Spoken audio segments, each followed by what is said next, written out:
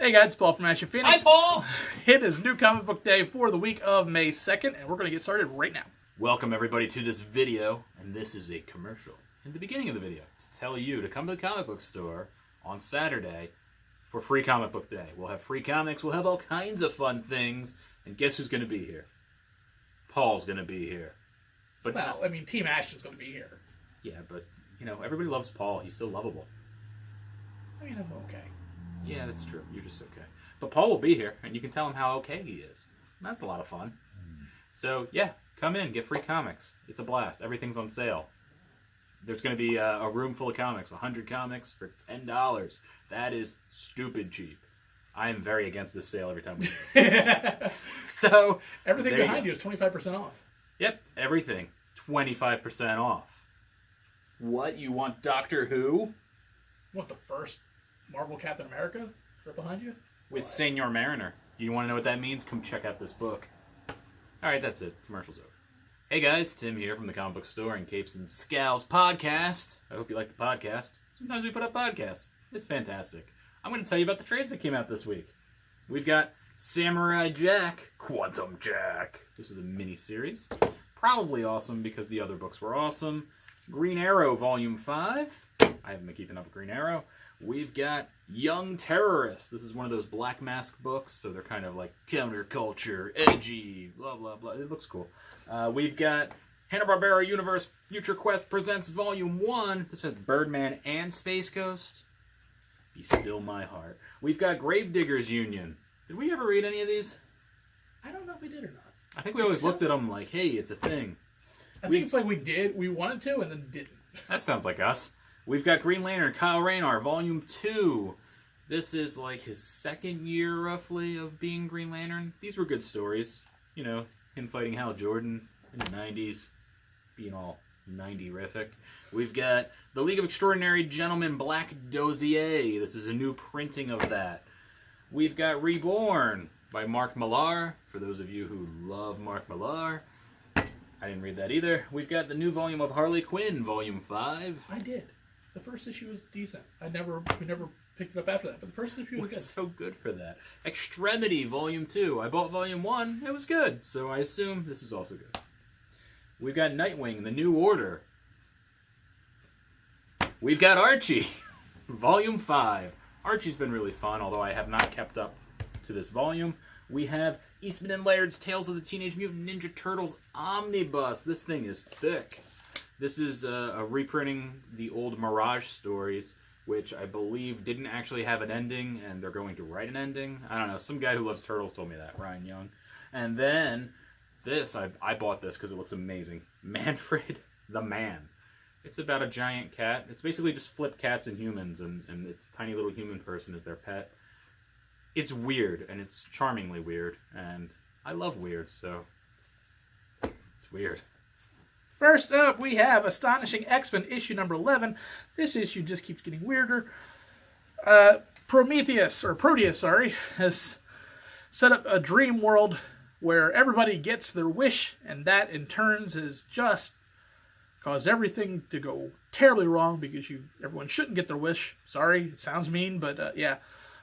Some of you just have terrible things in your mind, and those should never be unleashed onto the world, and that's basically the gist of this issue. This garden has now sprung up and is now pollinating the rest of the world, and things go from bad to worse because the X-Men have already lost, because somebody thought that the X-Men should lose, and because we're in this stupid world, the X-Men did, because that's kind of how this goes. It's an interesting book. It says like it's supposed to be ending next issue, so I don't know if this is a 12-issue mini, and nobody told me, but we'll see. The ending is very tricky. There's a big twist at the end that I didn't see coming, and we'll see how this goes. I'm curious. First up from me, we have Death or Glory, a new Rick Remender book from Image. Yeah, from Image. I thought this was going to be my pick of the week, and guess what? It's not. It was good. It was weird. I don't understand the ending completely. I don't think I'm supposed to.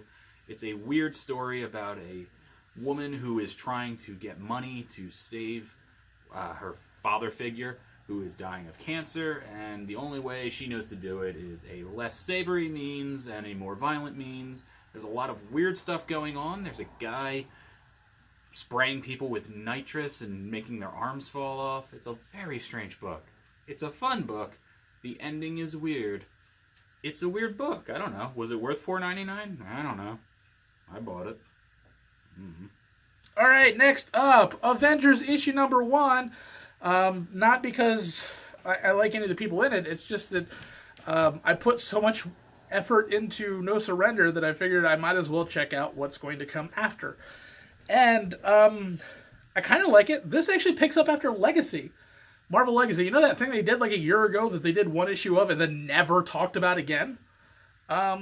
It's back. It's back now.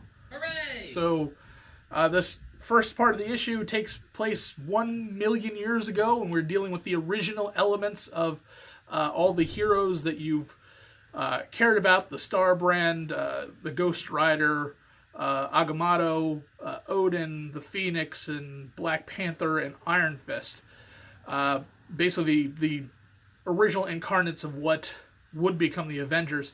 And they are dealing with celestials that are, or dark celestials rather, that are coming to Earth and killing everything. And fast forward to our time, and we have Tony and Thor and Captain America basically deciding they're going to put the band back together, much to the chagrin of Tony, who does not want to do anything because he literally just got out of a brain-dead coma for the last couple months of comics, and is in no rush to head back into fighting where he might end up in a coma again.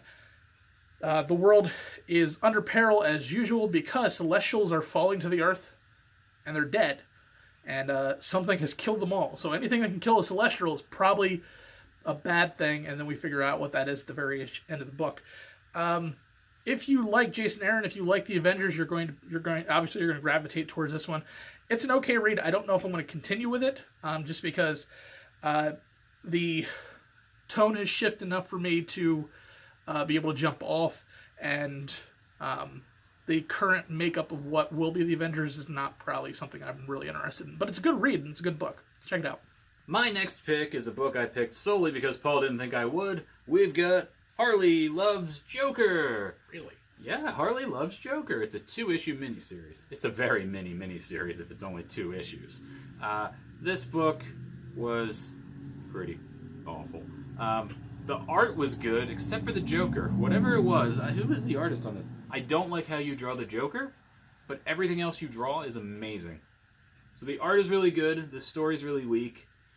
I don't care about it, I'm not going to lie, but the art was good. So hey, artist guy, good work. Or girl. Good. Just don't draw the Joker. I don't like it. I don't like it.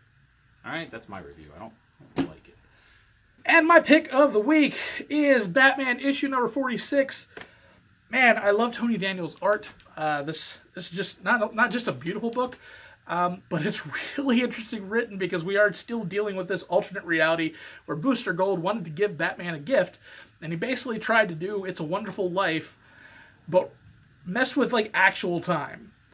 And things have just gone from bad to worse. It's a year later, and Booster Gold is kind of crazy himself because he's still trying to put everything back together because his ego has convinced him that he still can. And it's like, yeah, the only thing I need to do is just get the person that loves Batman in front of Batman, and then things will go right. And that does not happen. It goes horribly wrong. And it's a good read. Tom King does awesome work, and it's something you should be reading, and hopefully Tony Daniel stays on for very long because I love his art. Too often we get these guys that stay on for 3, 4, 5 issues and then they bounce. This is just beautiful. I love everything about it. Pick it up. And now it's time for my pick of the week, and my pick of the week is from Boom Studios. It's Coda, number 1. This book is dense. Yeah. I felt like I read a short novel, and I was happy with it, which is unusual for me. It's a high fantasy adventure about a guy and his pentacorn. It's like a unicorn with 5 horns that is extremely angry and pissed off at all times and violent. The unicorn, Pentacorn, is one of the most violent characters in the book. But it's elements of high fantasy. This gentleman is trying to find his wife, who has been taken by mysterious, evil creatures, and you don't really have that explained in too much detail. And he is trying to get her back. It's a world that mixes technology and magic is scarce, except for this community that he ends up in. And he's trying to figure out how to steal a bunch of magic so he can barter with a weird mermaid creature to get his wife back. Yeah, that makes sense. It's a lot of fun. I really enjoy this book. It has a lot of cool special little bonus things at the end after you read the book, which, like I said, is a tome, but it's a good tome. So, congratulations, people who worked on this book. I loved it. You did good work. Good for you. Look at you being all good at writing and stuff. And the art is really cool. It's weird. I don't even know how you dream up things like this. Good work. Good work, people. Good work. All right, and we have a bonus? Yeah, a bonus. People, or whores, if you follow us on Instagram, you follow us on Twitter, and you want to send us stuff, we'll read it. If it's bad, we're going to crush it. But if it's good, I mean, all power to you. This one is Alien Toilet Monsters. They follow us on Instagram, and I was just like, let's give this a try. This book is weird.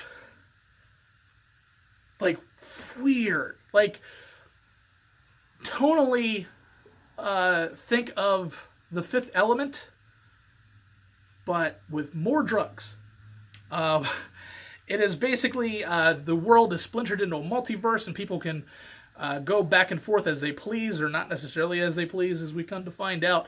And certain worlds work differently than others, and something goes terribly wrong in one of those worlds, and as the person tries to exit and get to this world, things go bad, and that person doesn't make it. But the thing chasing it does. The art is interesting. It jumps around a lot. Like I said, this is a weird book, and it's very hard to follow at times, but once you kind of get how you're supposed to read it, it really does come together, and it's a decent book. I'm curious to see how this is going to go. I might pick up issue number 2 just because I want to see what I read. I want to see if what at least went on in my head translates to the next issue. So we'll see how this goes. But yeah, like I said, guys, if you want to send us anything, send it to us. We'll read it. We'll review it. And we apologize in advance if you suck. But this didn't. Pick it up. It's the end of the video where I point at things. There's things, who cares? All right, come out to Free Comic Book Day. It's going to be a blast. You know what else is 25% off? This Riddler mug. This is from like 1995 or something. It's Jim Carrey. Don't you want to drink coffee out of Jim Carrey's stupid head? You do. Alrighty then, right? Yeah. Free Comic Book Day. Saturday. I expect to see you here. Or else.